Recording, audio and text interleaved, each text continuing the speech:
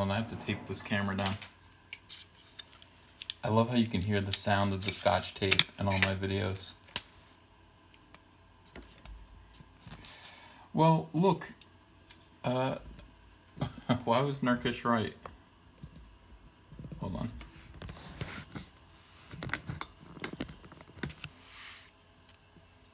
Oh, 2 live streams at the same time. Yeah, I know, but I have to because my editing software. Oops, sorry guys, this is very unprofessional. My editing software ate my video.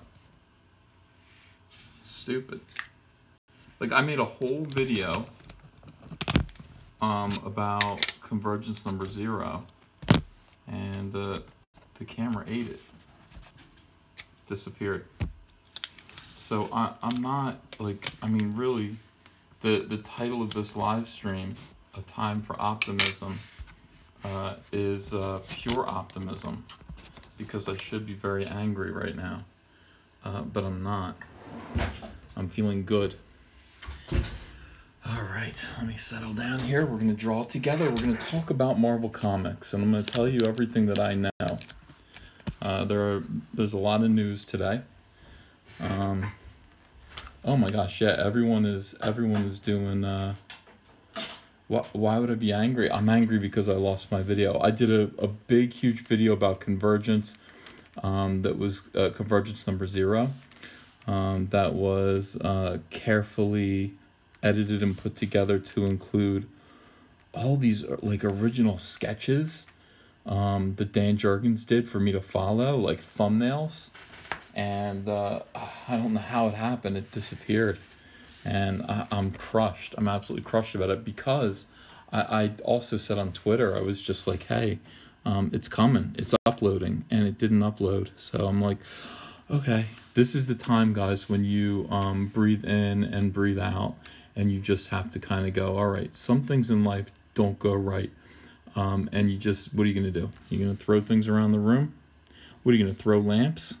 What are you going to kick indoors? Like punch a hole in the wall? No. The answer is you go, all right, well, I'll deal with it tomorrow. Maybe I'll have to remake that video, but for now, I'm going to be cheerful. How are you guys reacting to the news out of Marvel Comics today? And does it mean anything to you? Because, you know, you guys you guys aren't directly affected by this kind of thing. Oh, when does DC sign Alonzo? Shame on you. And I wonder if it affects fans, like if fans understand that, you know, there's a good chance that things might change. Yeah, YouTuber Spirit. Thank you, Mordecai. Here's what I'm already nervous about this Bendis guy.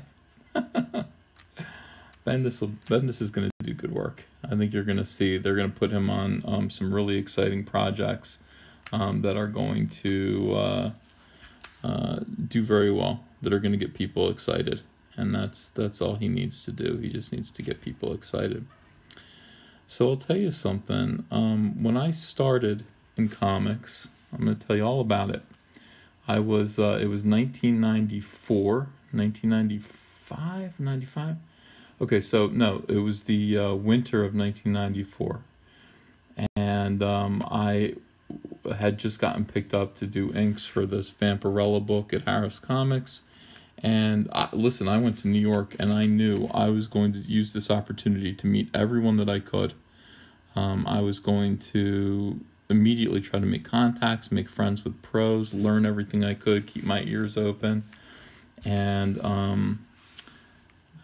yeah, you were a baby then. I know some of you guys are young. All right, some of you aren't. Some of you were kind of old. All right, good. So I was 19 or 20 years old, and already working at Harris Comics. I'd had my first paying gig, and I was invited through friends of friends to go to the Marvel Comics holiday party. And I actually told Richard C. Myers, this story once. Richard's a friend of mine. I know that's shocking to many of you. But I told him this story once.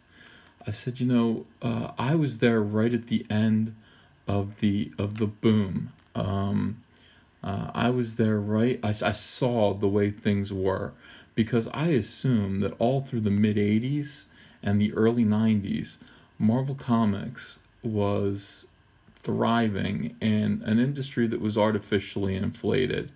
Um, Something happened where normal people, and by normal people I mean people who don't read comic books, all got it into their heads all at once, that comic books were going to be worth something. If you just bought comics, especially big event comics, you could just store them away, and then one day you'd be able to sell them, and pay for your kids' college. Everybody got this idea at once. And if you were around back then, you would remember seeing, like news stories about this. Cleveland Brown says, Ethan, are you cool with C.B. Cebulski? Yes, I am. As far as I know. I mean, he's my buddy.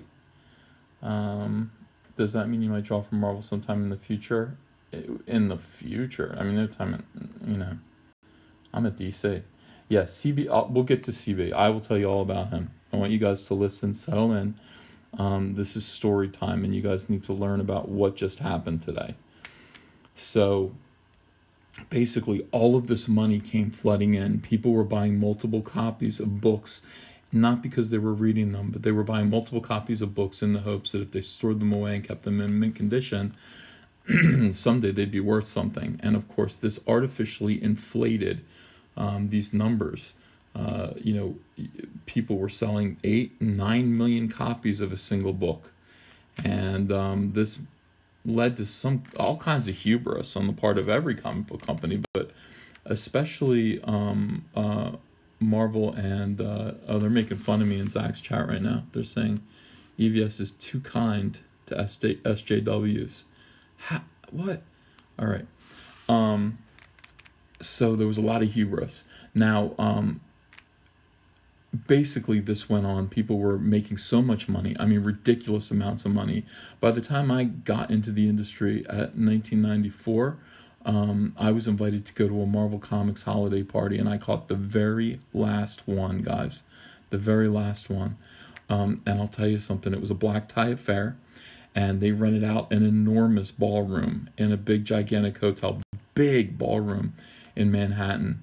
And I remember checking my coat and going in, and there were tables, beautiful tables of like all you could, like sushi and like crab and like, I mean, just expensive food that was just laid out there, catered, everything catered. Gigantic ice sculptures of Marvel superheroes, life-size ice sculptures that were melting, and big, gigantic, like wall-sized reproductions of the covers of their newest books. I remember seeing Liam Sharp's original Hulk promo piece, the size of a wall, just leaning up there. Okay, and then there was a whole room, like if you left the kind of dance floor, because there was music, people were dancing on. There was a kind of another room that had every single Marvel Comics arcade. And so you were hanging out there, you were smoking, you were drinking, you were playing the new X-Men video game. You were just having a great time. And that's where I met Billy Tucci. Billy Tucci's She #1 had just come out. And it was a lot like Enron, seriously. And I met Billy, he was in his tux, and I said, hey, I read the Wizard article about you. And he's like, oh yeah, nice to meet you.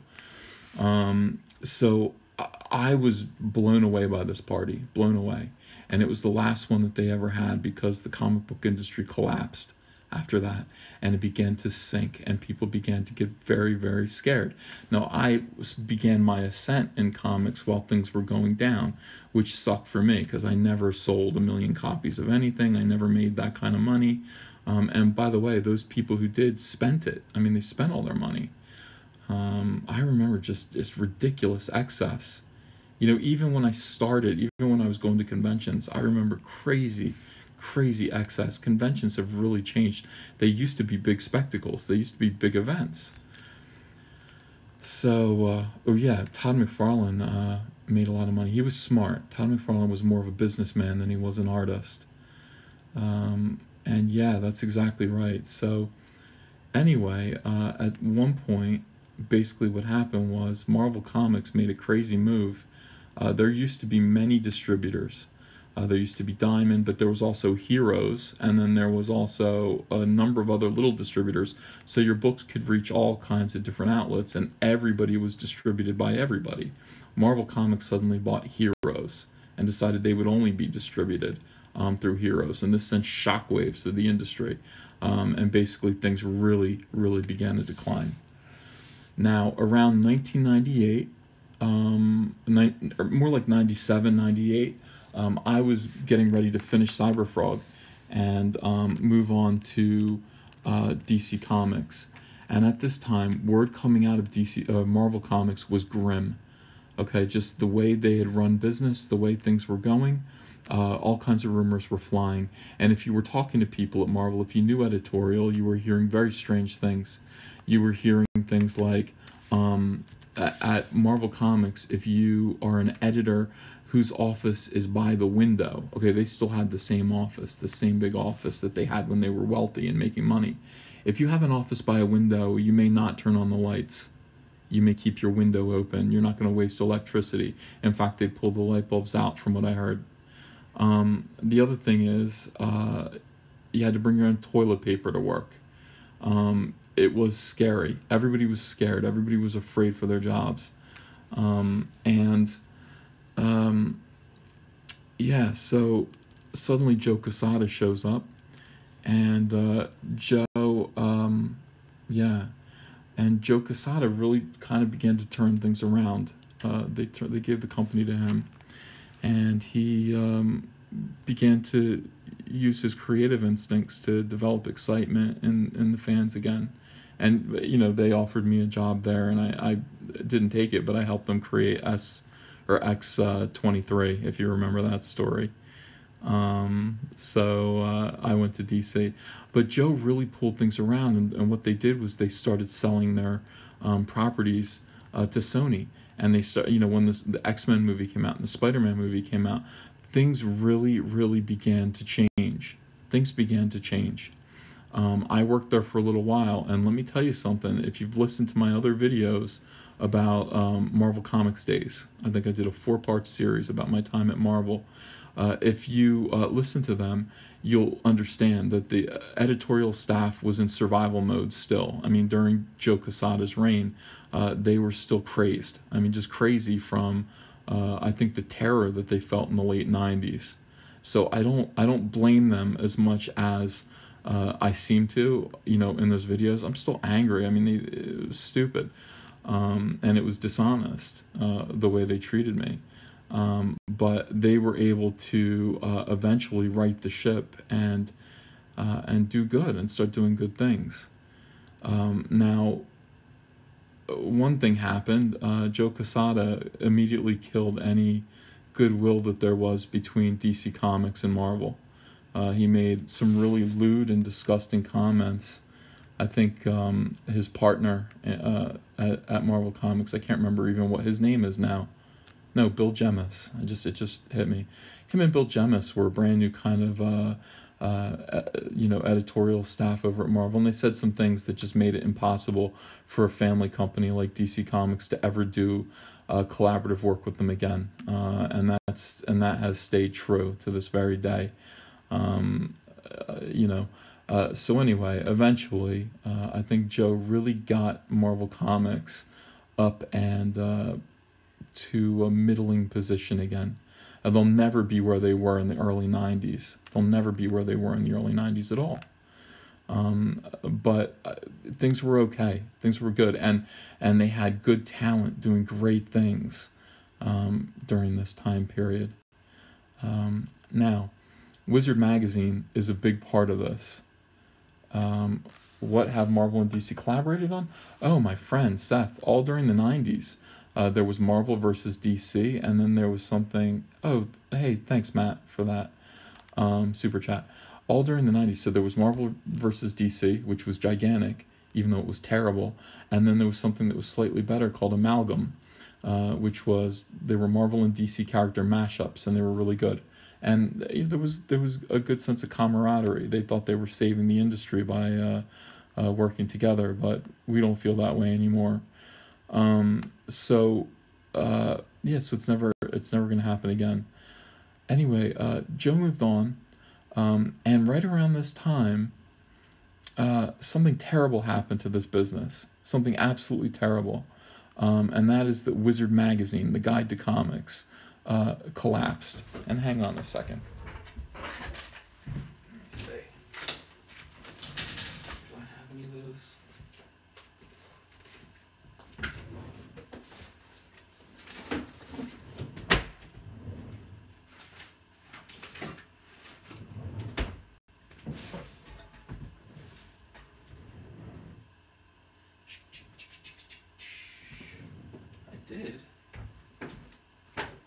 I did have them, and I don't know where they are.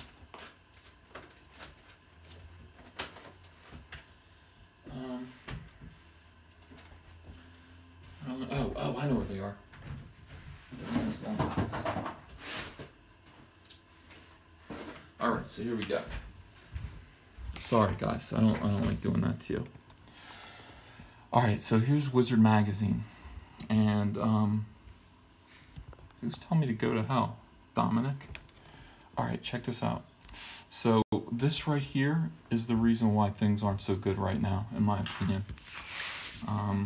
Wizard Magazine was a missionary, essentially, a glossy, colorful missionary. Look at this, that was sold in grocery stores in the 90s and through the early 2000s. Most of the 2000s. I think it went away probably around 2010. This magazine made us stars. And that's the thing. That's what it did. It gave you articles, fun to read articles about what was coming up, and you'd know what your comics were supposedly worth. Look, here's a top 10 trade paperbacks. That was really effective. Here's top 10 hot writers. There's Bendis, Jeff Johns, Frank Miller, Jeff Loeb, Mark Miller, Greg Rucka, Peter David, Alan Heinberg, Garth Ennis, and Gail Simone. So, oh, hey, Noah, how are you? All right, so this magazine was really, really crucial because people watched this and people cared about this. People cared about this. They wanted to be on this list. And because they wanted to be on this list, and God only knows how Wizard Magazine chose these top 10 writers, but this is where corruption came from. Okay, so people would say, hey, I know, Wizard, I know, Garib Shamus, that you just throw a dart at a bunch of names and then whoever it lands on becomes the top #1 hot writer. So why don't you just throw a dart and let it hit my name? And they'd offer money and things like that. There was payola involved. So there were rumors of corruption, but not only that. Oh, here's the top hottest artist, by the way.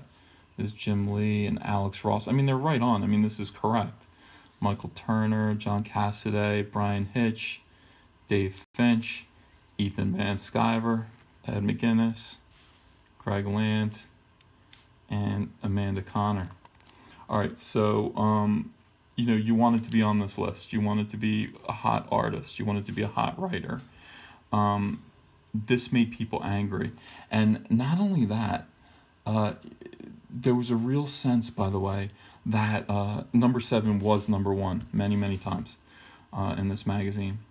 All right, so not only that, there was a real sense, like, from this industry. If you guys feel the grumpiness, like the negativity, I mean, like the negative people in this business that we talk about, I mean, those negative people were out in force back during Wizard, and they were saying the articles are stupid, and the magazine's corrupt, and all it does is this and that, and just saying bad things about this magazine, and basically encouraging people not to buy it, encouraging people to not attend Wizard World shows, doing everything they could to just sort of soil and destroy this, which was vital to our business. Do you understand? Vital to our business. And why was it vital to our business?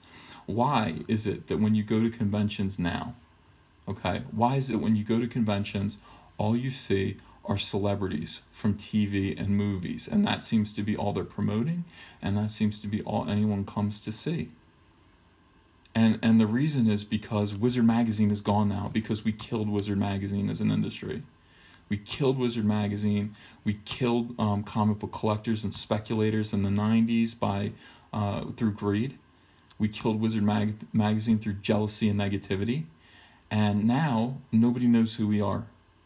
So when I go to a convention now and I'm talking about, meeting fans who are teenagers, they have no idea who I am.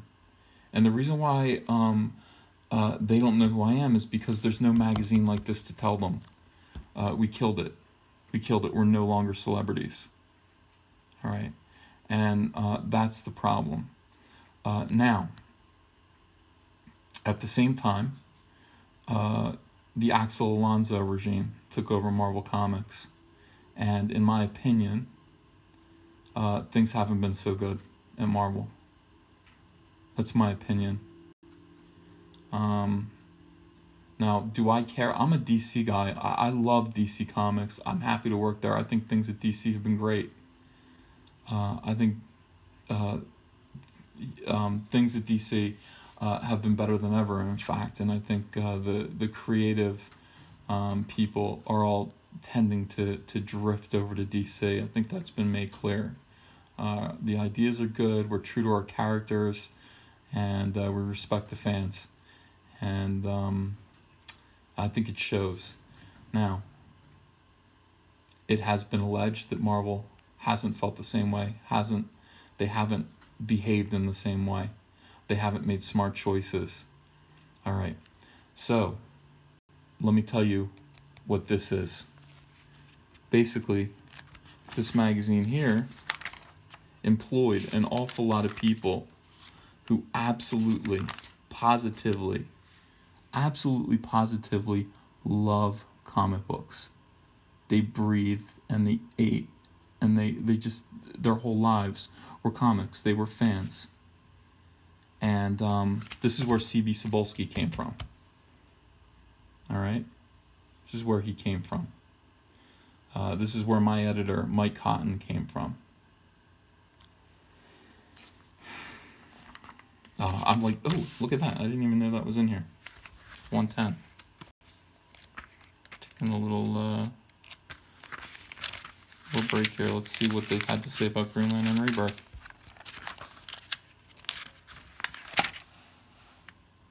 Spotlight on.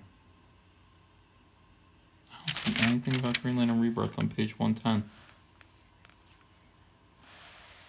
Green Lantern, issue number 6.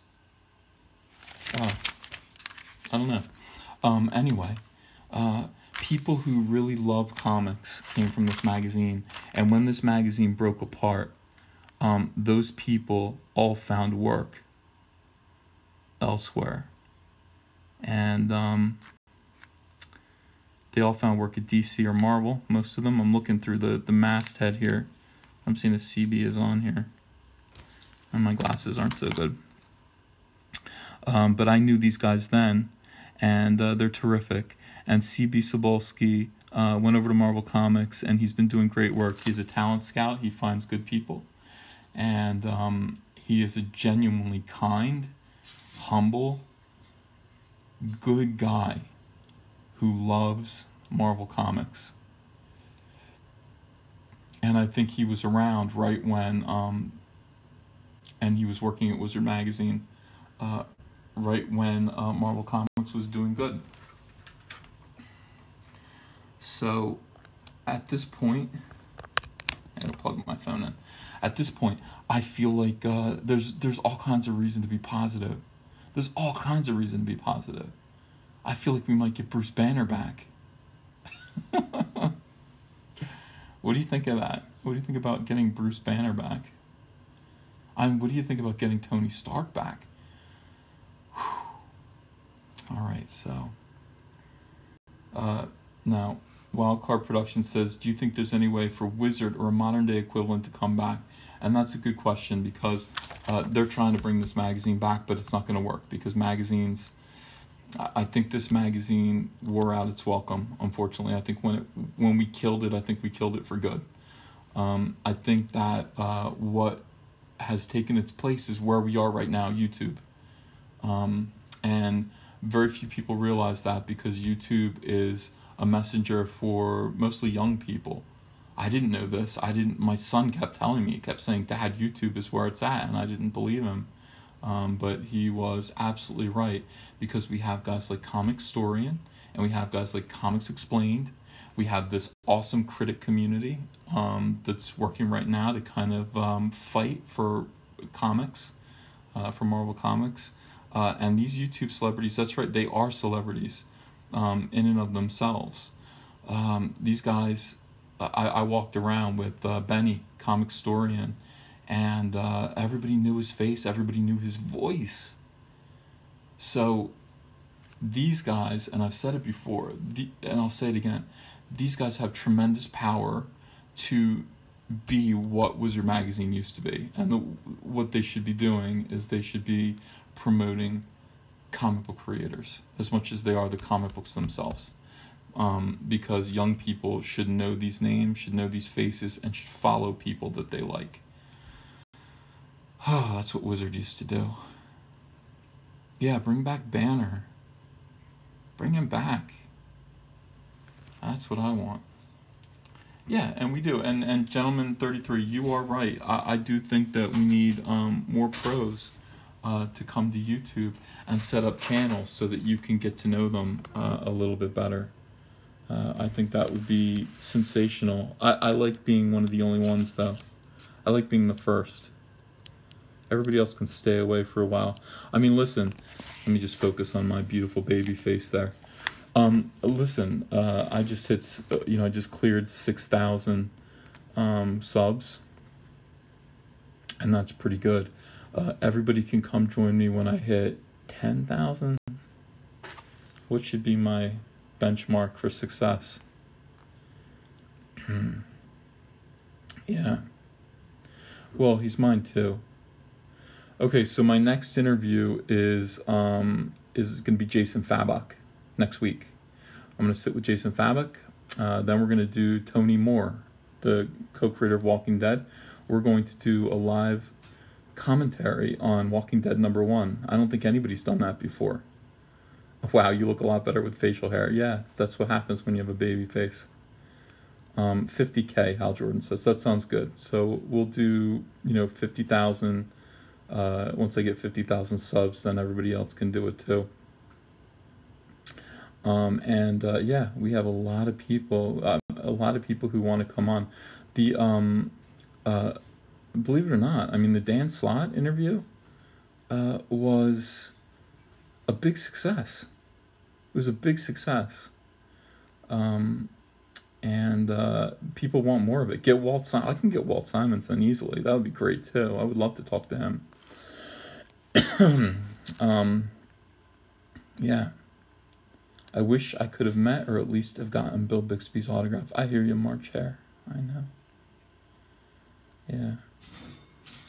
Frank Miller would be good. Look, I intend to create content daily for this channel and try to, keep people interested in comics. No, I don't. I've never met Alan Davis, Richard Adams. I'm really sorry. I would love to meet him. He's great, but he's British. And I know he's come to the United States a couple times. Some beta Baxter says you should interview Stan Lee. Didn't you see my one question interview of Stan Lee? I posted that video already. He was grouchy. He was grouchy that day. And Jeff Johns too. EVS, how well do you know Axel Alonso, if at all? I've met him. I don't know him very well at all, to be honest with you. I don't know if he's a nice guy or a terrible guy. I have no idea. I'm just talking about the results. I wish him well. I hate to see someone lose their jobs. But more importantly, I hate to see us lose Marvel Comics. And I want Bruce Banner back, and nobody's listening. Sean Gordon Murphy's definitely coming on. He already said he would. Howard Porter is definitely coming on. He already said he would. And I would definitely get Grant Morrison on too. And Massive, hey EVS, I'm the lucked into the hobby guy. Do you have any personal suggestions for DC trades to get for Black Friday? Oh my god. Uh, Other than my stuff, can I tell you stuff other than my own? Go out there and first of all, if you haven't read Killing Joke, you've got to get Killing Joke. I recommend League of Extraordinary Gentlemen. I recommend From Hell by Alan Moore. Oh, I read that over a weekend. It was, have you ever like read a comic book that you enjoyed so much, like you just didn't leave the house? Like I'm talking about like a big thick trade, and you were just it stuck with you. It was one of those experiences. From Hell, like really just and the art takes a while to get used to. At first, it just looks like paint splotches. It's primitive, but then your eye begins to accept it and see it, and it's a like cinematic experience. Yeah, Batman Year One. I don't know what you want to read though. I don't recommend Watchmen. I know that people do. I don't recommend it. I don't think it's that good. I mean, I don't think it's that enjoyable. I don't mean good. I mean, I don't think it's enjoyable. I think it's a pill to read. Uh, Sorry. Hey, Comic Artist Pro Secrets. Hey, Prozac Boy. Have you read Green Lantern Emerald Dawn? What did you think of that retelling of Hal's origin? I have read Emerald Dawn, and I do not recall. I don't recall. So I'd have to read it again before I had an opinion about it. I read all of that stuff back in 2004 when I was preparing myself for Green Lantern Rebirth, and I don't remember much of anything except for what I was doing with Jeff Johns. Marcus says, I was so happy you got a credit in Justice League. Thank you. I was surprised. I didn't know that. Can you get an interview with Gerardo Sandoval? Who is Gerardo Sandoval? I don't know who that is. I know my guy Rafa Sandoval, who does Hal Jordan with me, but he doesn't speak English very well. I tried to have a conversation with him when we first did press for Hal Jordan, and he needs a translator. Yeah. But I mean, there's so much. Has anyone working at DC ever questioned your political views? No. Not at all. They don't care. They're out to sell comics. It's other artists and pros that want to talk politics with me, and I resent it. I don't like it. That's not what I'm here to talk about with them. Umberto Ramos would be good. No, I will not be doing J. Scott Campbell.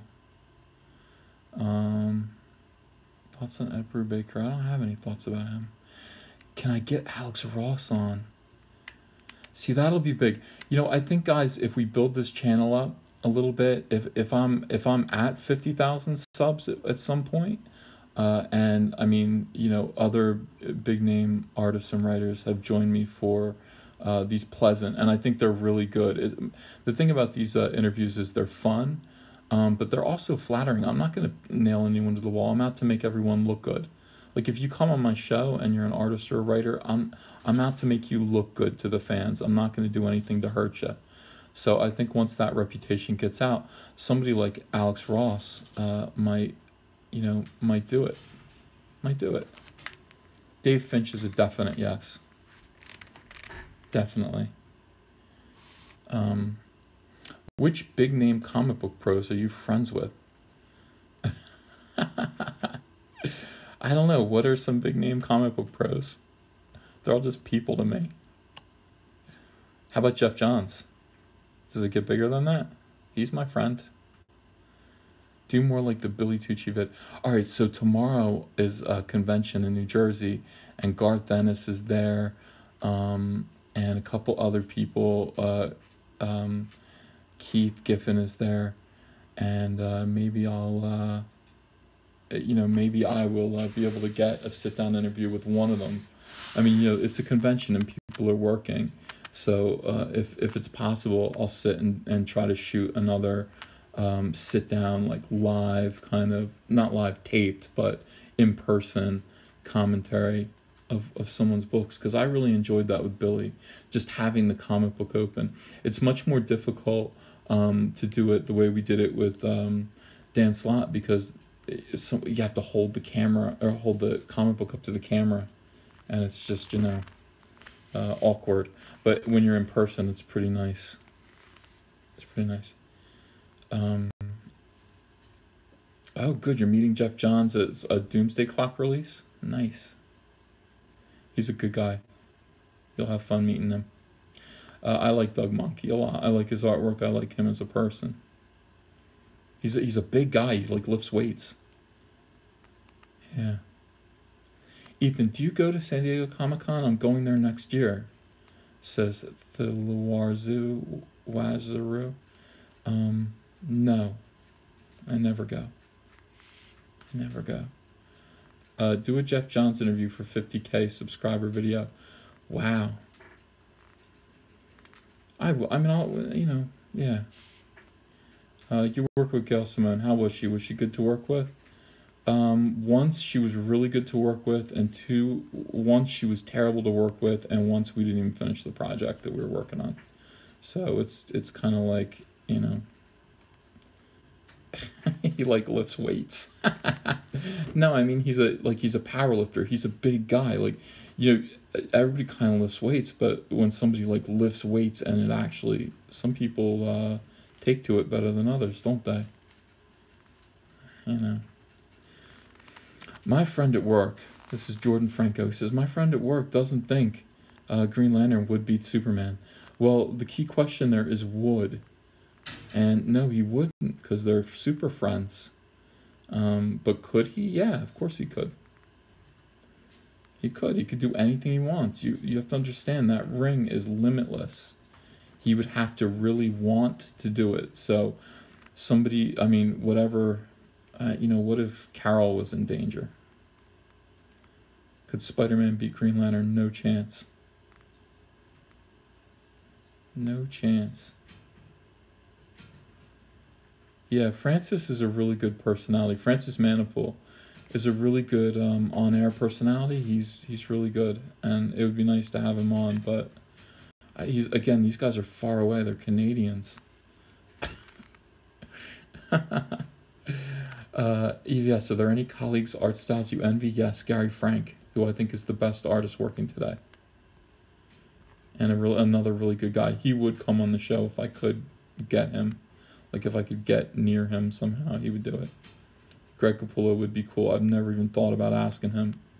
Greg Capullo's a rock star. Like, if I asked Greg Capullo to sit down and do an interview, he'd probably say, I'm way too busy with deadlines. Sorry, dude. But then there's also the off chance that he'd say, yeah, sure, cool. I'll ask him at some point, a little bit later. Dude, I wasn't 12. I was like 30 years old there. Yeah. Canadians are too far away. I'm in New Jersey. I couldn't walk there. I don't see them locally.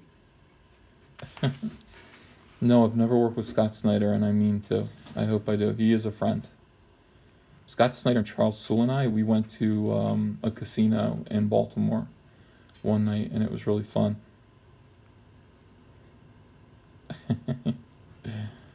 EVS, everyone stumbles over my name. That's an I. Iwazaru. Okay. Yeah. Have there been any action figures based off of your art? Yes. And I'll show them.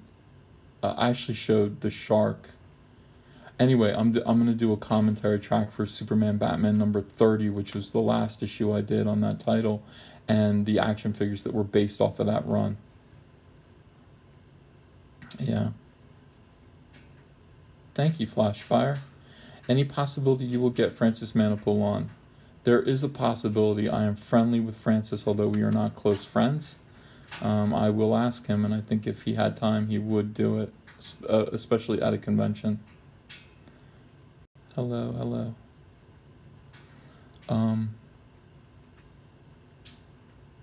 Does Darkseid need to keep his eyes open for Omega Beams, or can he fire them off and go back to bed? That's a really good question. I think that's one for Jeff. Yeah. Still playing Injustice 2? Well, sort of, in my head. Favorite character? Atrocitus. Oh my god. Yeah, Atrocitus is in that video game. I still haven't gotten a royalty check for that, but I expect it's going to be large.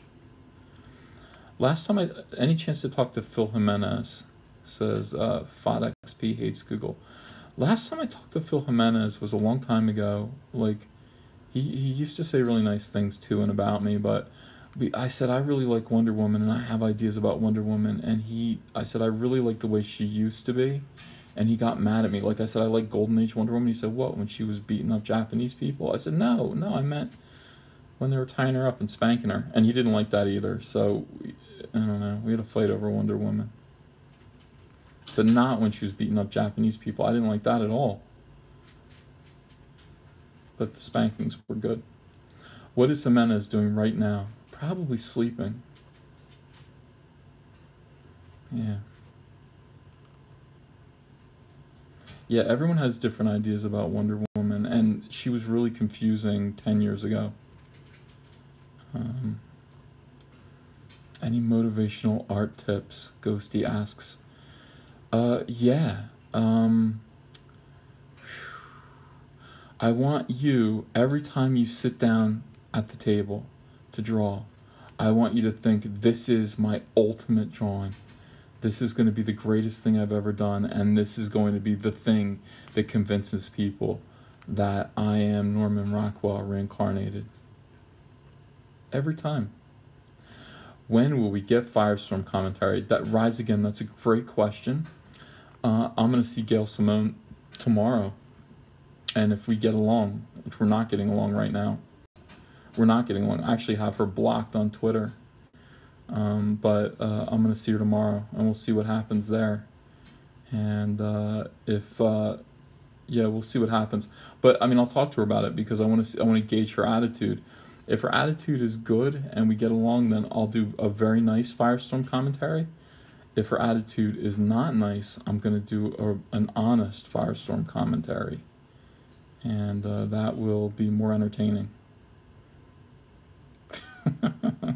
So we'll see what happens.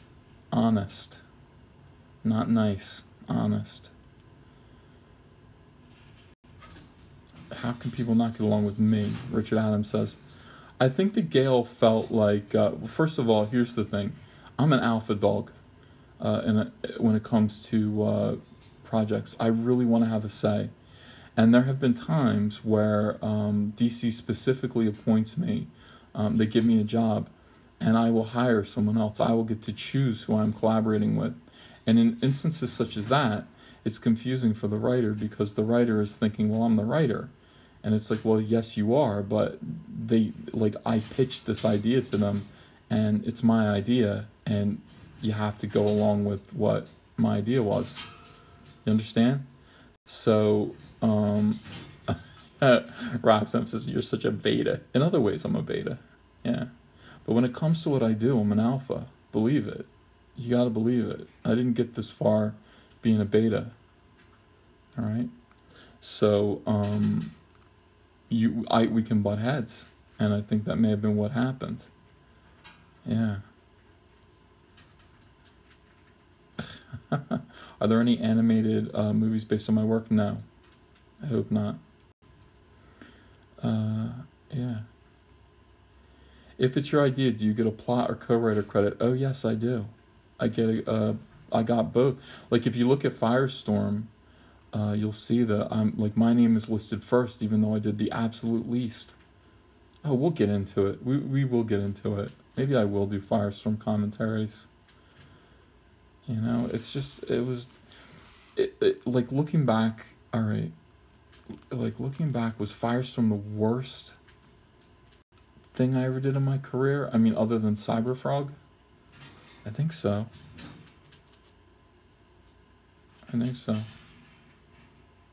Oh, I'll turn the page in Wizard. We'll look at something else.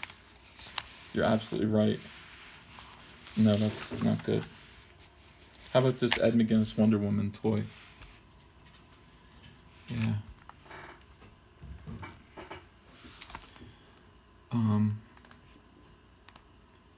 But, you know, I mean, the last thing that Gail Simone and I did together was Sensation Comics #1. And it was okay. Doug Ernst, thank you for that. I like Alpha Artists and Norman Rockwell fans. Thank you for that super chat. Yeah. Well, by the way, I mean, this is at one point, remember how we were just talking about Wonder Woman 10 years ago?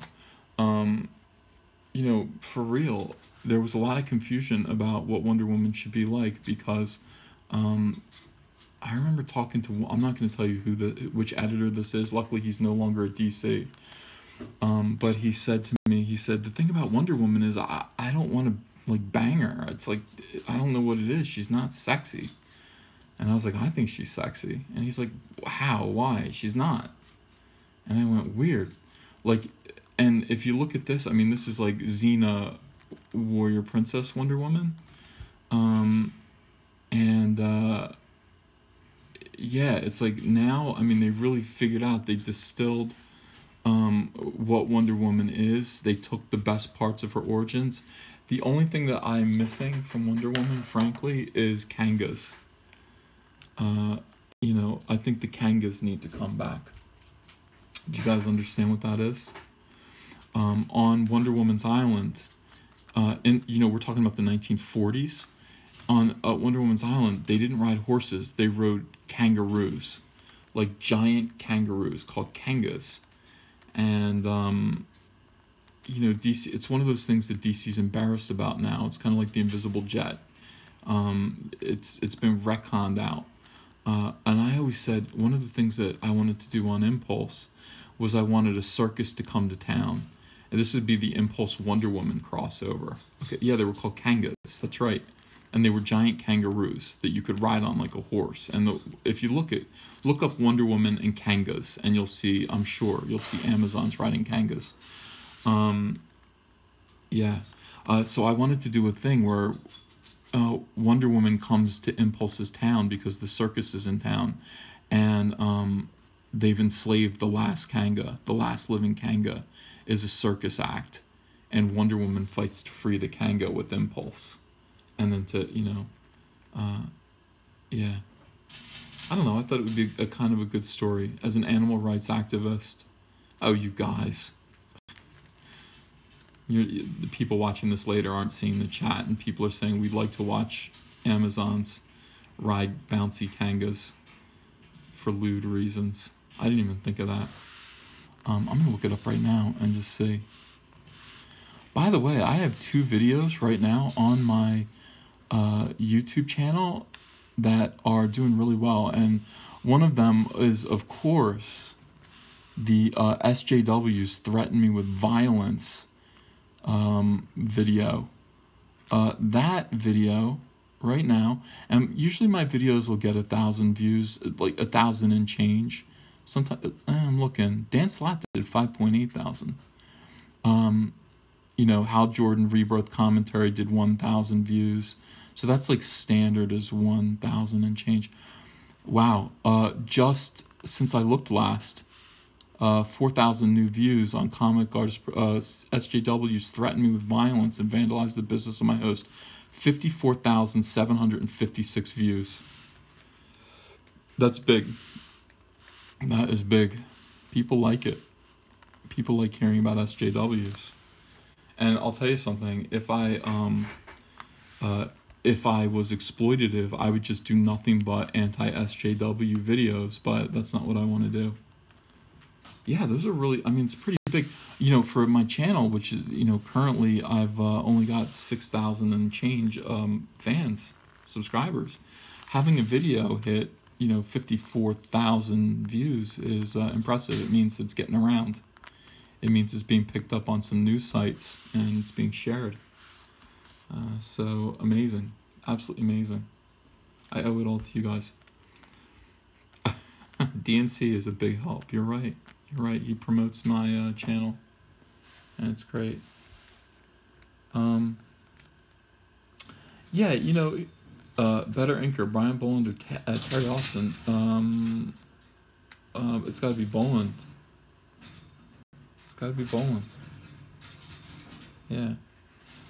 I wanted to review books, but I'm talking SJWs on my new channel, and a lot more than I expected, but it's fun. It says Rise Again. I'm not interested. I don't want conflict with these people. I want to sell comic books. Nobody else wants to do that except for me. This Wolverine statue. Ooh, I like this. I like when it's toys. I like when they do toys. And here's the Green Lantern Corps. Look at that Kilowog. That's horrible. But Tomar Ray looks pretty good. Yeah, I hope so. I'm going to. I was telling Andrea today. I was like, oh my gosh, look at this video that's doing really well. Like, people want to hear about politics. They want to hear about politics. I was like, oh my god, imagine if I'm at a convention and some lunatic SJW takes a swing at me. Oh, like that used to be something I'd be like, oh, that'd be horrible. I don't know how I'd react to that. Well, now I do. I just make a video about it. It's like, I can't go to a convention without getting attacked. I mean, it'd make a great video. Yeah, the views. Well, I'd swing back, but first I'd make sure that I got hit. You can't swing back unless you've actually been hit, I think. I don't know. What do you guys think of that? What is the thing to do? Okay, alright, you guys put yourself in my shoes.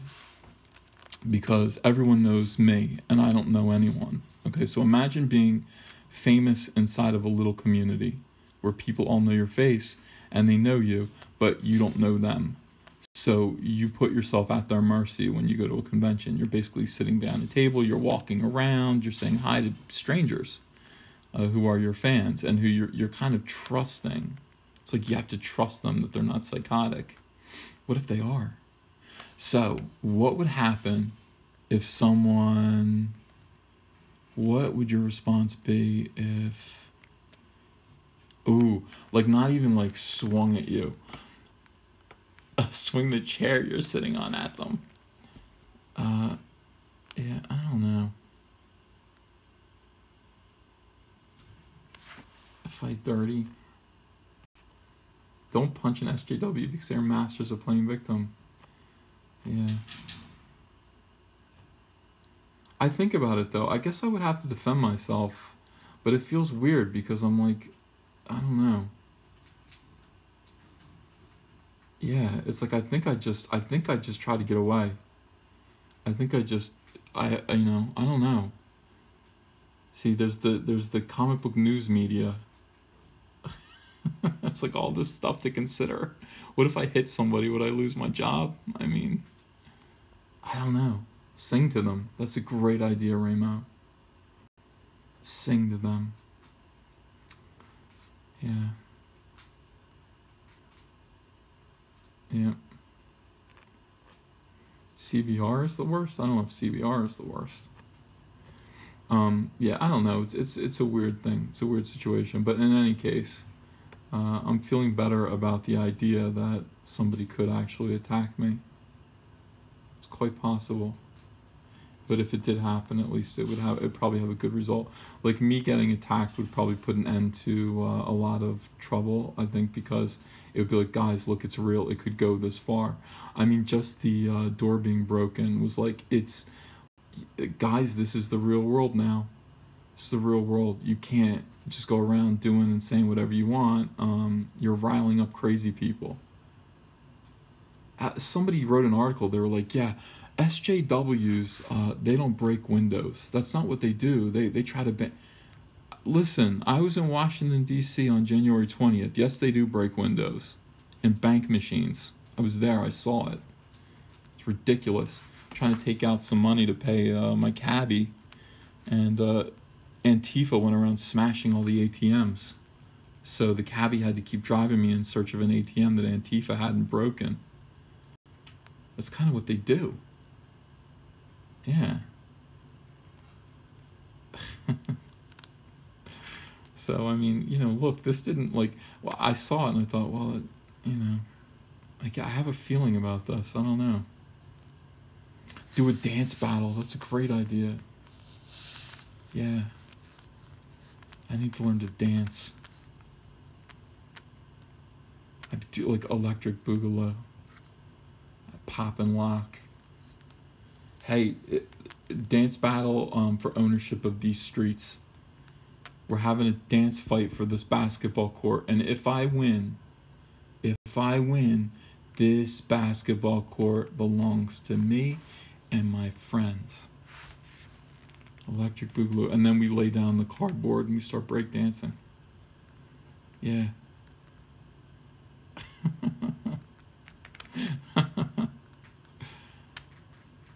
Something happened to me, by the way, where today, and I realized it today, I liked the 1970s. I never did. I always hated the 1970s. I thought they were the worst decade. First of all the women in the movies are ugly. Like all the supposed like something happened in the 70s. Really think about it. Think about, I shouldn't say ugly, but they're not attractive. Like Margot Kidder, are you kidding me? Are you Margot Kiddering me? Like that's the best you could do? Are you serious?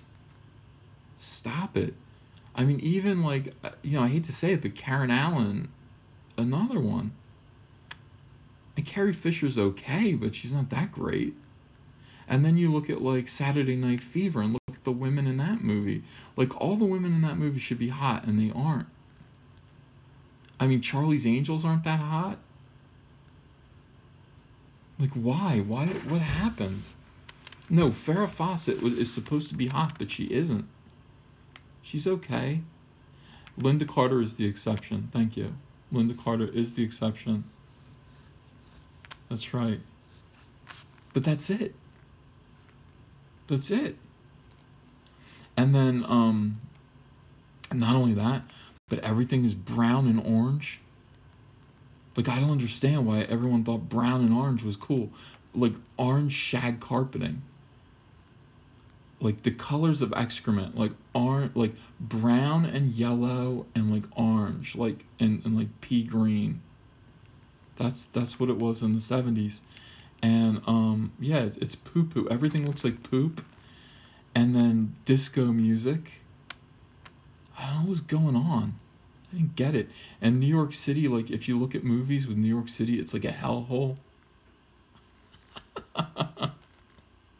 And then the music was terrible. And when I say the music was terrible, people go, oh, yeah, but what about Led Zeppelin? What about them? They were it. That was it. I mean, it was like most of it was KC and the Sunshine Band, and you can't tell me that they were good. Go back and listen to KC and the Sunshine Band and be like, what the hell? Like, this dude could not sing. He couldn't sing at all. It's awful.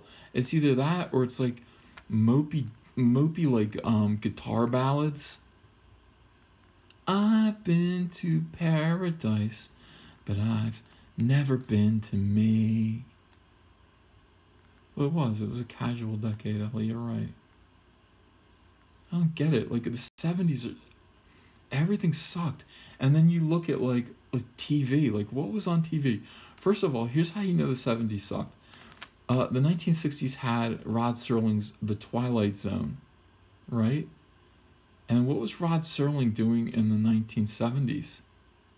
Night Gallery, not even nearly as good. And by the way, that was the best of television. Because other than that, you had the goddamn Bugaloos and H.R. Puff and stuff. You had, that was for kids. You had Hanna-Barbera just shitting out, like, excuse my language. You had them just excreting horrible, like, repetitive cartoons of just mindless stupidity. I swear to God, even DC Comics, you go back and watch the Super Friends, you want to blow your brains out. The Super Friends is unwatchable. It is unwatchable. Now, you can say, oh, yeah, but what about the Incredible Hulk? What about it? That's horrible, too. And the Wonder Woman TV show, aside from Linda Carter being pretty to look at and the pilot episode being great, Wonder Woman is, I mean, it's unbelievably terrible. Unbelievably terrible. And then Elvis died. You know what I mean? Like Elvis died? Elvis got fat and died? What the hell? Oh my God, it was the worst decade ever. Worst decade ever. All these skinny, mopey white guys with afros. Singing songs about stalking women. Yo, what is that Pina Colada song? Do you remember that song? Like that song's ridiculous. That song is ridiculous. You're answering personal ads? The junk food junkie? That guy cheated on his wife with his wife. In that song, he cheated on his wife with his wife, and by the way, his wife was cheating on him too.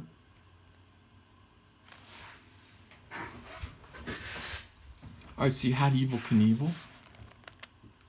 You had a lot of people with CB radios.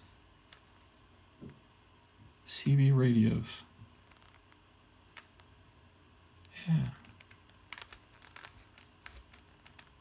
I'm trying to think of what was good. ABBA was good. At least Agnetha from ABBA was good. She was alright. The rest of them I have no use for. What was good? Yeah, Marlon Brando. Like, seriously, everybody was just phoning it in the 70s. Carol Burnett show was good, thank you. No, guys, I'm going to just say comic books in the 70s were mostly good. But then again, Iron Man had a nose. You know what I mean? I'm just saying Iron Man had a nose. Yeah. Now, I was born in 1974. Someone said the best thing about the 1970s was that you were born. I appreciate that, but, I mean, I don't remember much about the 70s. I remember Laverne and Shirley being on TV. I mean, I was 6 years old when the 70s ended. I do remember all the car chase movies that were on TV at the time. That's one thing I do remember.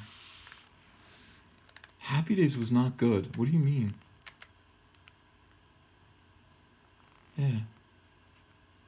See, Paul McCartney's Wings. That's a perfect example. It's horrible. Like, Paul McCartney was horrible in the 70s. All the Beatles were. None of the Beatles were good in the 1970s. They were terrible. Come on now. Yeah, Wings were awful. Yeah. I don't know. I mean, I'd like to go back in time and change some things. I would. Let me show you me in the 1970s. Would you like to see that? Would you like to see how I coped with the 1970s? Maybe you would. I don't know. Okay. Like, here's the thing. Remember how I told you the colors were all washed out and brown? Let me turn that off. That's me in the 70s. Look, white guy fro. Look at the clothes. White guy fro. Yeah. My mom didn't help me there. She didn't help me out much. She let my hair just grow like crazy because I don't know, I mean, she thought I was in Bachman-Turner Overdrive. She just let me grow my hair out. Stupid. Felt like a fool. I mean, look at this. Seriously, I'm Jimmy J.J. Walker, photo negative. Don't even say I'm not. All right? That's the 70s. Whoops, I'm upside down. That's the 70s. And by the way, you want to see the 70s, people all drove these VW buses, and this person painted a smile. No, this isn't a wig. That's my hair. That's my hair. And, yeah, look at my smile. I'm like, ee. I was angry because, for two reasons. One, I wanted to be Superman, and I had hair like the greatest American hero, and that made me a fool. And then also, the other reason why I was angry was because little old ladies used to come up to me and run their fingers through my hair and be like, "Oh, he's just like a cloud. It's just like a cloud." And they put their fingers through my hair. Like it's a Q-tip. It's like a Q-tip. My mom did that to me. She thought it was funny. I don't think it's funny. Not at all. Look at me. Filthy. Ragamuffin. So that was my 70s. I was never on the Match Game. Okay. Yeah, it is. It's child abuse. My mom bought me an orange plaid leisure suit. Yeah. It's true. Somebody says, no offense, but you look like the New Year's baby in Rankin and Bass's special. Well, I do take offense to that. I do. Yeah. It's a hard life. The worst thing about the 70s for me, and maybe you guys can help me, okay, with this one thing. Worst thing about the 70s for me was for my birthday one year, some kid gave me, and Amigo toys were everywhere. Some kid gave me Amigo Superman sprinkler, okay? The Amigo Superman sprinkler, basically what it was a big plastic pole that your hose attached to, and you stick the pole in the ground, and at the top of the pole, like something out of Game of Thrones, was Superman's head, and water came out of his mouth. Amiga was stupid. All right, they were the worst toy company ever. And yeah, but it was Superman, and okay. But I was happy to have it because I loved everything Superman when I was a boy. Everything Superman. Some no good, low down, filthy 4-year-old Mormon broke it. And I was distraught. I was despondent. And I said, Mother, please. I was 4 years old. I said, Mother, please. You don't understand the space that Superman water toy occupied in my heart. Yeah, that Superman water toy meant an awful lot to me. And now that it's broken, I feel despondent. I feel sick. I need it replaced. So she called the filthy Mormon who broke it, and he was going to replace it, and he brought over a Donald Duck one. I still think about that. It's like, to him, he thought that the issue was the conveyance, the propelling of water. Like, he thought that I wanted to be sprinkled with water. He didn't understand. No, that was secondary. Primary was the fact that it was Superman. It wasn't Donald Duck, it was Superman. I didn't even want to play with the Donald Duck one. I think my mom thanked them and sent them on their way. But yeah, I still hold that in. I talked to a therapist for a little while about that a few years ago. It really bugged me. Yeah, well, I don't think it's a supervillain origin story. It's just, it was a disappointment. I mean,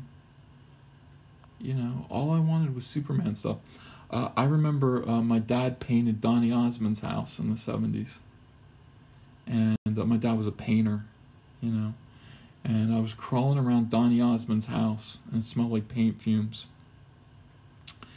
And yeah, you guys remember the Osmonds, Donny and Marie?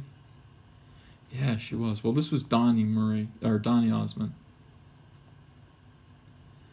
And so my dad was painting his house, and he took me there, and I remember the paints in the car in the back of the van. I remember him giving me a lollipop with the logo of the paint manufacturer on it. And I remember crawling around on the carpeted floors of Donny Osmond's house.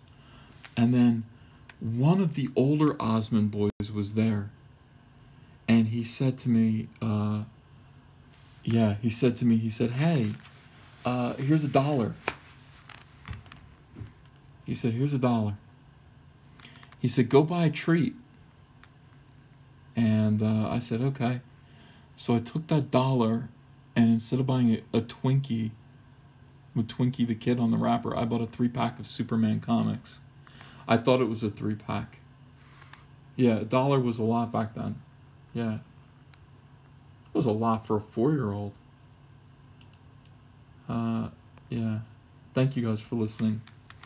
And here's the thing. Okay, so it was one of those 3-packs, you know, they're plastic, like in plastic bags, a 3-pack.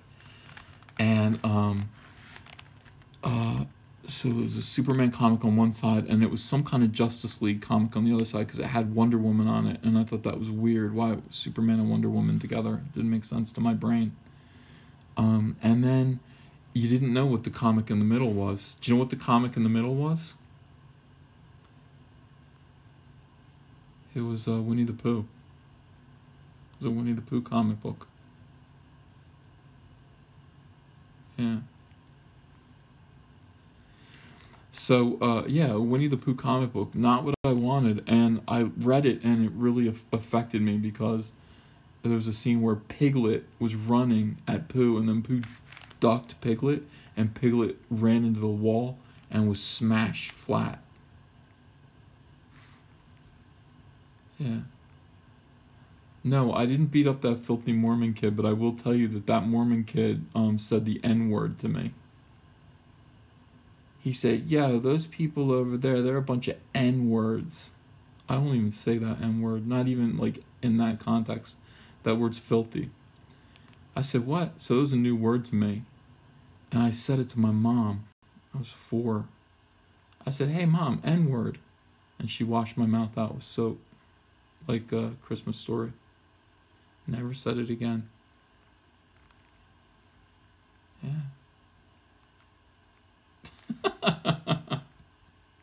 I'm giving that word too much power. Yeah, she washed my mouth out with soap for saying the N-word when I was 4. Lesson learned.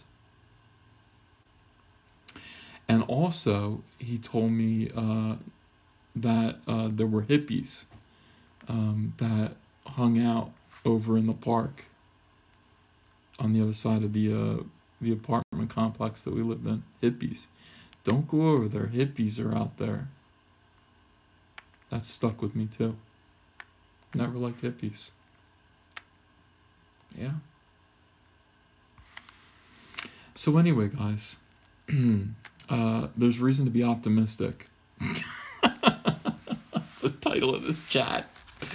There's reason for optimism. Yeah. No, it was not Donny Osmond's kid. Yeah. They don't do that anymore. Yeah, I did like the 80s.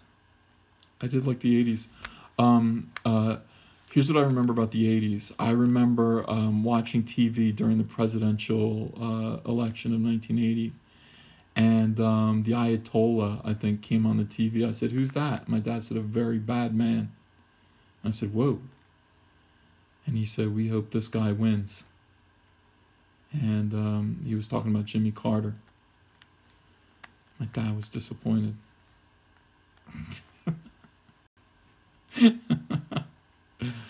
Yeah. I don't know why they wouldn't use toothpaste. But the 80s were good, guys. The 80s were really, really good. You know what made the 80s great? Arcade games. Once they invented Pac-Man, that changed my whole life. Pac-Man did it. You guys don't remember this because you're only like 12, 13, 14 years old.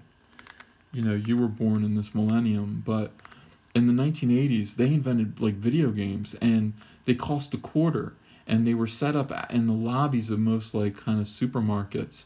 So you would go to the store for your mom for butter, and you say, can I keep the change? And you literally meant the change so that you could stick it into the Pac-Man machine and lose a Pac-Man. You know? 1981, 1982. Oh my God. I loved Pac-Man. And all video games. And then they put cartoons on TV. They had Saturday morning cartoons. You guys missed out on all that. There was a TV show that you might want to look up on YouTube. And it was like Heroes High. Okay? And I don't think it was made by the disgusting Hanna-Barbera. Hanna-Barbera was thoroughly corrupt at this point. Corrupt. They were just pumping out garbage. But there were other, was it Filmation maybe? It could have been something like that. But Hero High starred a bunch of teenage superheroes who went to high school. And I remember Captain California was a surfer dude. He rode a flying surfboard. It wasn't called Galaxy High, it was Heroes High. Yeah. Yeah, you watched Saturday morning cartoons and you ate Fruity Pebbles Saturday mornings for breakfast. And you'd watch Barney, like you'd watch all these commercials where people tried to steal food from each other. You know, it's weird. Why, what, like stealing food? Like, come over. If you want some cereal, I'll give you some cereal. Why was Barney trying to steal Fruity Pebbles? Like, he works, didn't he have the same job that Fred had? He had the same amount of money that Fred had. Why was it like, Barney, my Pebbles, like all the time, like stealing his Fruity Pebbles? Here's the other thing that worries me. Here's why cartoons are no good anymore. Here's why. Oh, Noah said, I stole food my whole childhood. Oh, yeah. See? Here's the problem. Here's why cartoons can't ever be good again. All the good cartoons were made in the 1930s. All right? And the 1940s to a lesser extent. And the reason why is if you watch all those cartoons, they have like pretty much one theme in common. It's like you look at all the Looney Tunes cartoons and like Tom and Jerry and all that nonsense. It's all about people desperately chasing each other for food. You know, it's like they're all hungry all the time because it's the Great Depression.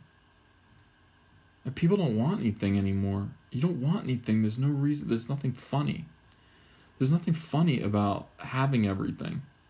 It's funny when you're starving to death and you're chasing down a mouse, or you're trying to eat Tweety Bird and you're like, she's in a cage and you can't get her. And that's funny. Like chasing the Roadrunner is funny because you're starving to death. Like starvation is funny. Yeah. The pursuit of food, of nourishment. We're all overnourished now. There can never be a funny cartoon again. I think Tweety is, I don't know. No, they don't. They don't make great cartoons. You're wrong.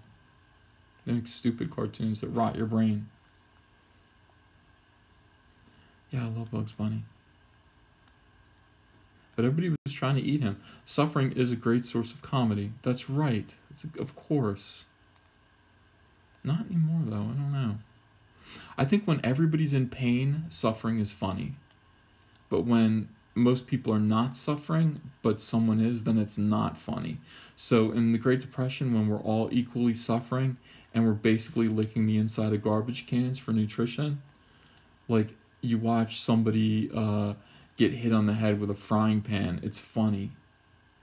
The only thing that's weird is like, yeah, I finished it. The only thing that's weird is having pie fights. If you have pie fights and you're starving, it doesn't make any sense to me. Yeah. I can't believe I've kept 173 people sitting here listening to this gibberish for 80 minutes. Don't you guys have something better to do? Yeah, there's hostess ads. Well, I mean, food is a good reason to do something. Like, those hostess ads were really, really great. Let me see if I can find a hostess ad. Remind myself. It's gotta be in... You think it's like in Ghost Rider?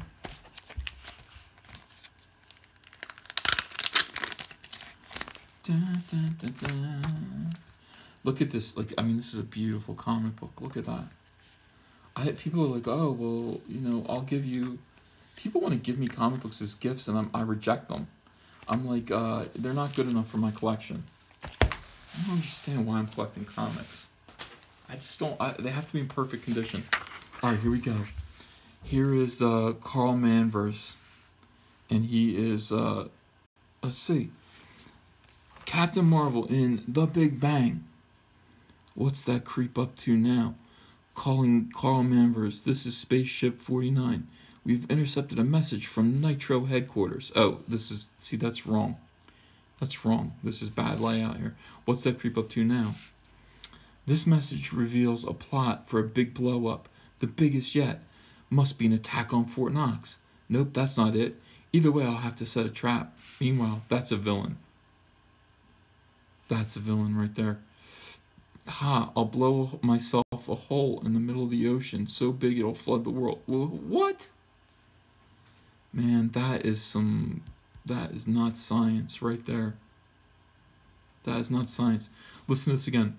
I'll blow myself. I'll blow myself a hole in the middle of the ocean so big it'll flood the world. Okay. Nitro, look, Captain Marvel is escorting that ship. Must be carrying valuable cargo. Let's follow him first. Look, the side of the mountain is opening up, and Marvel's turning back. The ship was probably on remote control. Let's capture that ship and get the treasure. Ha, they're taking the bait. Hey, I don't take the bait. I don't take the bait. They always throw bait at me, I don't take it. Maybe you've noticed. Later inside the mountain,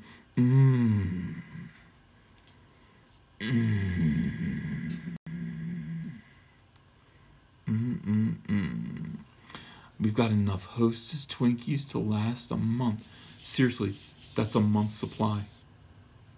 That's a month. Wow. Wow, golden sponge cake with creamy filling inside. That will keep Nitro busy for a while. I knew he'd get a big bang out of Hostess Twinkies. This is like really dirty. Now, to blast his headquarters. Oh my god. I thought that said hindquarters. I thought he said now, to blast his hindquarters.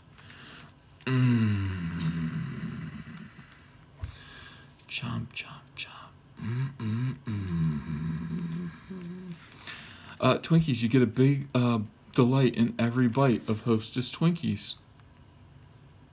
Yeah. Look at his hair. That's a pretty good one. I like Hostess Twinkies. Alright, hold on. Let's go to the next issue. Ghost Rider number 14. Do you think it's a different ad? Or do you think it's the same ad?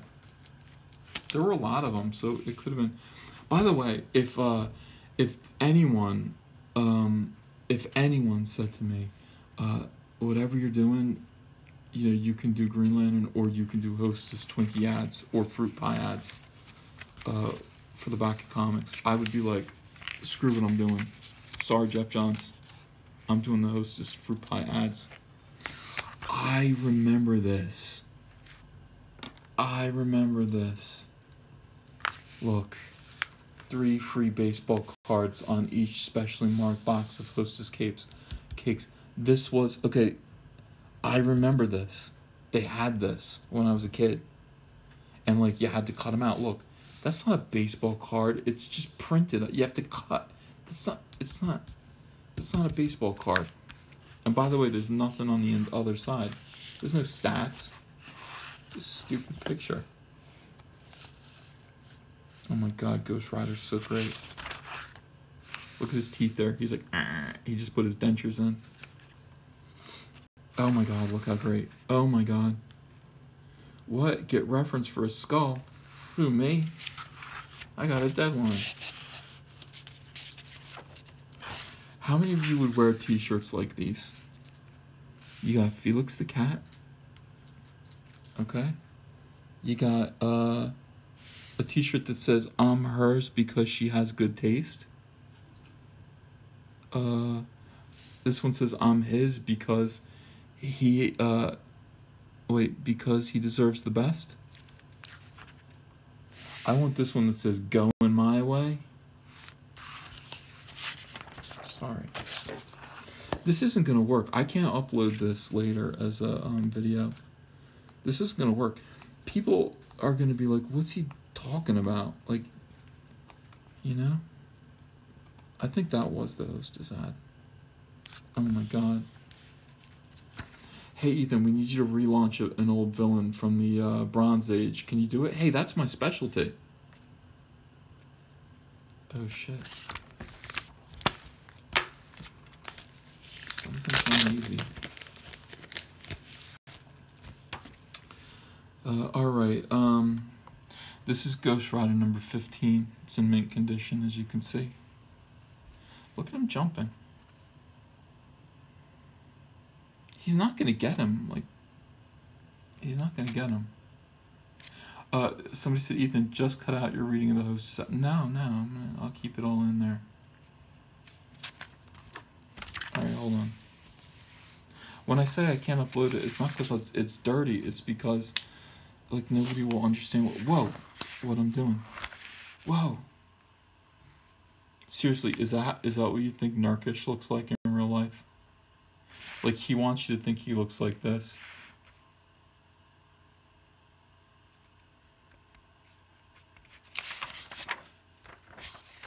Oh, this is the first appearance of Jesus Christ. You guys don't understand this. Oh, there is a host aside. Good, I'll read that in a second. The Lord Jesus Christ appears to Ghost Rider in this issue. You know. Hold on a second. I think he does. Yeah, it's the first appearance of Christ. Yeah, I mean, this is it. He's got kind of look, there he is. He kind of looks like one of the brothers Gibb, frankly. There he is. Here, by the way, here you go. Here's a little self-affirmation. Oh, no, it's not. He said, I'm not proud of myself right now, but I'm not going to waste time feeling sorry for myself. I've got things to do. I'd like to shake your hand, mister. You're calling the Lord Jesus Christ mister. Would you do that? Alright, here we go. Incredible Hulk and the Twins of Evil. Let's enjoy this together. My favorite Hulk villain. In a mind-boggling attempt to destroy the Green Goliath, the Abomination and Wendigo join forces. Is it Wendigo or is it Wendigo? I always said Wendigo, but I heard other people say Wendigo, and then I doubted myself. Alone I can fight you to a standstill. Together we can render you helpless. This is me. Hulk only want to fight fair. Hulk only, Ethan, only want to fight fair. Okay, is that so hard? No, not too much to ask for. The deadly duo leaves the Hulk defeated. I only wanted to fight fair. Hulk only wanted to fight fair. But suddenly, it's the Hulk. Keep away. Hulk no like people. It's okay, Hulk. We'll help you. You've got to have something to eat, Hulk. Here, have a Hostess fruit pie. You'll like the real fruit filling. Look, she's lying right to him. Hostess fruit pie. And how about that light, flaky crust? Hulk happy now. Hulk thanks, boys. That's weird. I thought that was a girl. Hulk thanks, boys. He does. He does. That's what he does. The green gargantua crashes off into the forest. I'm glad we had Hostess fruit pies to share with the Hulk. He ate them all. Apple, lemon, and cherry. In a strange way, I think he knows we're friends. Now Hulk, take care of unfinished business. And that is the massive roiling diarrhea fit that you're about to have in the woods because you ate all of those disgusting fruit pies. Oh my God, you're going to be sick all over the woods, dude. You get a big bite. Wait, you get a big delight in every bite of Hostess fruit pies. Hostess bakes cakes the little old bake shop way. All right. That was Ghost Rider 15. Do you want to keep going to Ghost Rider 16? Too bad.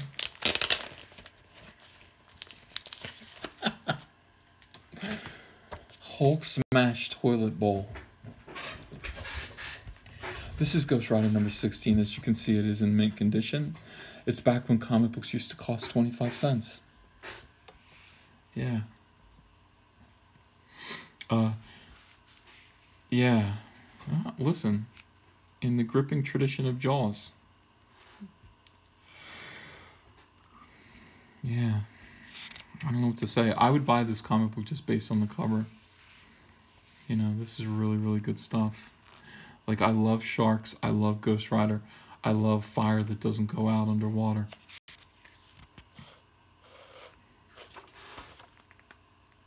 It's like he's never seen a human skull before. Look at this. George Tuscan and Vince Coletta, shame on you. However, this is nice. This is nice. Yeah. The Mighty Marvel Bicentennial Calendar 1976. Oh, yeah. Why do they have to be pro-American? They should be pro-everyone. No, they were patriotic. Look, our heroes were patriotic. They're good Americans at some point. Let's skip all this nonsense. This guy wants to write panty dropper heads. Yeah.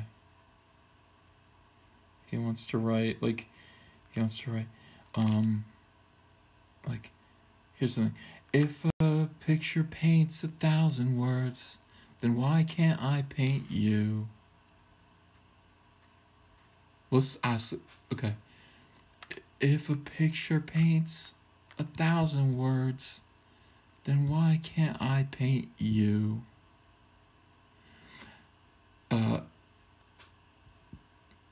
So that song makes no sense. If a picture paints 1,000 words, then why can't I paint you? That doesn't make any sense. The two things have nothing to do with each other.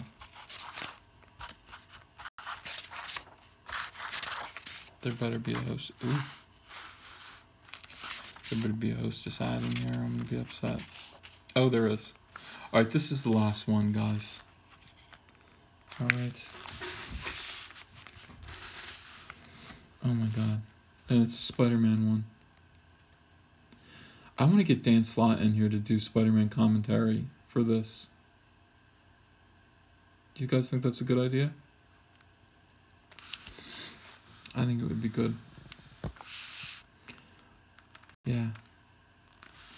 Alright, Spider-Man and the Kidnapped Caper. Back, I don't know how to read this. This is really poor. This is really bad. Back just in time to catch the phone. Maybe some clue on Aunt May's whereabouts. So right away we know Aunt May's been kidnapped or she's missing. You've kidnapped my Aunt May? What for? She's never hurt anyone. For $50,000, that's what for. Get us the dough, you'll never see your aunt again. Oh my God. Yeah, they're Irish. Typical. The kid is scared stiff. Betcha he's here with the money on the next plane. Imagine anyone paying 50 grand for this old goat. Hey, look, Parker sent Spider-Man. I couldn't raise the ransom, but I've got something in this case the kidnappers will love. By the time they find out I've tricked them, Aunt May will be miles from here. That's stupid. It's not good. You gentlemen will find something in this case that you want. Meanwhile, Aunt May and I will just duck out here. Why don't you just beat the living hell out of them? Why do you have to trick them and sneak out? You're Spider-Man. Beat the living crap out of them. Beat them until they pee themselves and then throw them in jail. Like, what the? And why don't you untie Aunt May? Take your time. You're Spider-Man. Christ. Well, I'll be. He tricked us. These guys aren't afraid of him either. This case is full of Hostess Twinkies. I love that golden sponge cake and the delicious creamy filling. I was looking forward to some delicious money. And then Spider-Man came along and he rescued me. He gave the kidnappers nothing but Twinkies. Look at the sweater he's wearing. That means Spider-Man has a great sense of humor as well as having excellent taste. Twinkies. The end. Yeah, good stuff. Alright guys, and there's Evil Knievel. Noah, I will see you very soon, my brotherly friend. And the rest of you guys have a great night. Thank you for joining me. Bye-bye.